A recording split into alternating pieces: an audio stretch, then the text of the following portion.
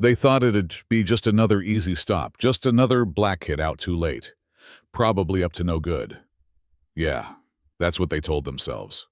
What they didn't know, what they never even thought to ask, was who his father was, and that was their biggest mistake. See, when you put your hands on the son of Elias Mendoza, the most decorated Delta Force operator this country ever turned loose, you don't just cross a line, you start a war. And this one, it didn't come with tanks or missiles, just a father's rage. Wrapped in quiet calculation, it was just past 9. The rain had stopped, but the streets were still slick. The air thick with the smell of wet pavement and summer sweat. Dante 16, track star, scholarship hopeful, was running drills by himself behind the community center. No earbuds, no music. Just the sound of his breath, his shoes on gravel, and that old familiar tension in his shoulders. The kind that comes from being the only black kid left in the park when the sun goes down. That's when the headlights cut through the dark. A patrol car eased up near the bleachers slow, deliberate, like it was stalking prey. Dante didn't run, didn't flinch. He just kept walking, steady pace, hands visible. He knew the drill. "What you doing out here?" "Boy," barked one of them. "Officer Marlowe." The other one was Deputy Crenshaw, local legends, for all the wrong reasons. Dante answered calm. "Just finished practice, sir." But calm don't count when the badge is itching for a target. Next thing he knew, Marlowe's boot was in his ribs, no warning, no reason, and Crenshaw. He just laughed, like it was a joke, but like Dante's body on the ground was part of their routine. They didn't arrest him, didn't call it in, just left him there in the dirt, bruised, bleeding, and invisible. His mom, Lucia, found him limping up the porch an hour later, hoodie ripped, face swollen, breath shallow. She didn't cry, not right away. She just held him, then went straight for the first aid kit. Like muscle memory. "Who did this to you?" she asked. He didn't even look up, just muttered, "Cops." That one word said more than any bruise ever could. But this story don't end there. Lucia made a call that night, a number she hadn't dialed in years. The voicemail picked up. "You've reached Mendoza. Make it short. Make it smart." She didn't leave her name.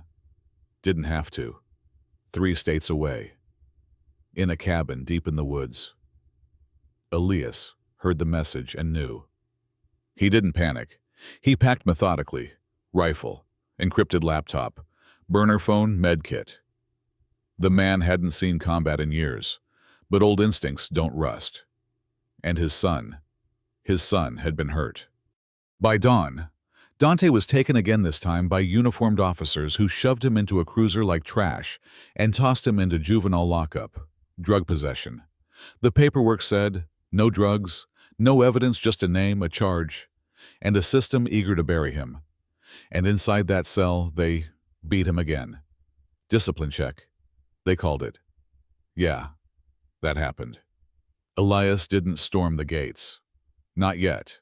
He tracked badge numbers, hacked sealed files, mapped every shady step Marlowe and Crenshaw had taken. Internal reports, sealed complaints, all stamped resolved with no details. Same old cover-up playbook. But Elias had receipts. That's when Moïra stepped in, former federal auditor, now community advocate and nobody's puppet. She got the files to the DA and demanded a public hearing. Press invited, cameras rolling, the kind of setting where lies can't hide behind policy.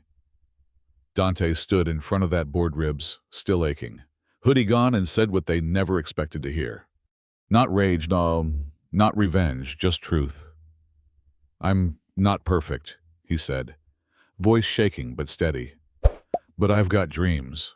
I've got a father who taught me to fight with words, not fists. And I've got scars now, not just on my skin, but here He tapped his chest. That remind me how easy it is to disappear if you're not loud enough to be seen. The room fell silent. Not out of respect, out of shame. And just when it felt like maybe,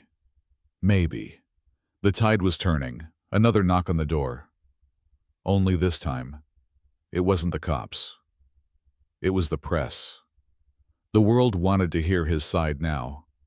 But Deshawn's sorry. Dante wasn't there to be their symbol. He wasn't some headline. He was just a kid tired, healing, scared, but standing. They burned the hoodie that night, not for revenge, for release. And when a reporter asked, "What do you want people to take away from this?" Dante didn't hesitate. "We're not asking to be seen as saints," he said, "just human. Start there. Now tell me, was that justice? Or just survival dressed up in apology? You tell me, was Elias wrong to take matters into his own hands?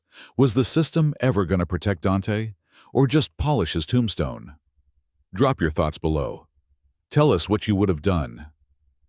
And if this story made you feel anything, anger, hope, doubt, hit that share button. Someone out there needs to hear it.